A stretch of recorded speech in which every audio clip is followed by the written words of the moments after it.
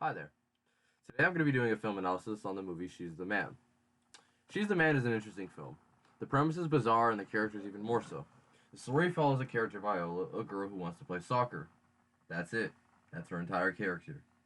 However, she can't because the girls team at her school got canceled, and the boys team at her old school wouldn't let her join the team. Aha, tension.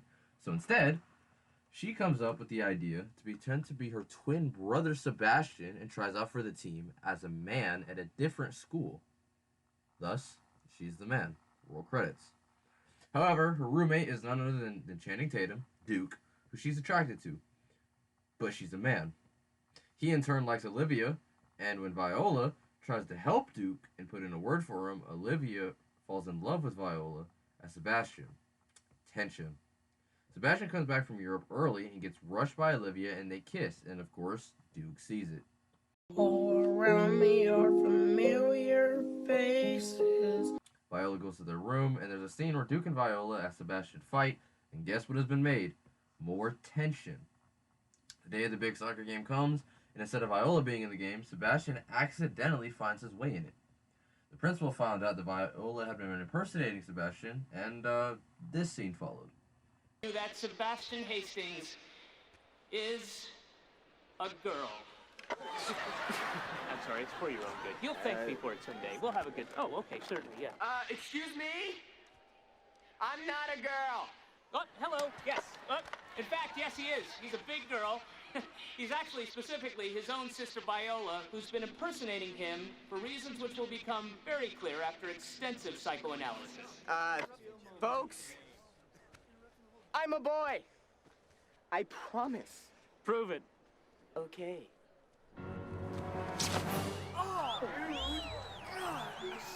Nice work, Paul. That's my boy. Yeah, Viola then suplexes her brother out of sight and sneaks into the field and into the game. She reveals she's indeed a woman later, and that's where this iconic scene comes from. You try to tell me again how there's nothing going on between you and There is Olivia. nothing going on between me and Olivia. What about last night? I didn't lie to you, Duke. I did, but not about this. Here's the truth. I love you. I beg your pardon? What? All right, what are you... That's just a little weird. Okay, you know what? I can't do this anymore.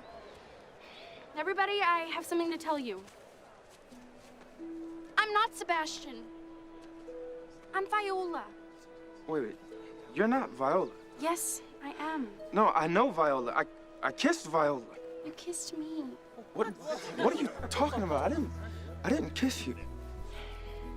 The girls' team at Cornwall got cut, and the guys wouldn't let me go out for their team. So, I've been pretending to be my brother while he was in London for the past 2 weeks. Ow. So I could make the team and beat Cornwall. Ow. But my brother came home early, and that's who you saw kissing Olivia, and that's who played the first half. Just because you wear a wig doesn't prove you're a girl. Okay, then. Oh, merciful Jesus. Is it just me, or does this soccer game have more nudity than most? So after this, she goes on to score the game-winning goal, and Duke and them embrace, everybody celebrates, and that's the end of the movie. Well, not exactly, though. You see, there's a part of the movie that many people overlook, and that's the ending scene where everybody falls in love, yada yada, and she's finally herself to Duke. She comes out. Now, this scene is inspiring because it's the first time it feels as if she's honest. It's the first time where she's her true self. And that's the point. You see, the whole movie has been building up to this final climax where she unveils herself to the public and reveals that she's indeed a woman. Now, it's done in a crude and in comedic way, but the main goal is still there. It's that she's being herself. She's finally unmasking herself to the world. She's finally becoming who she wants to be and showing the world what she can do. You see, people try to remake this. People try to find ways to get around what they're good at. People try to find ways to hide who they really are because they're scared of what other people might think of them. But in reality, you don't need to hide.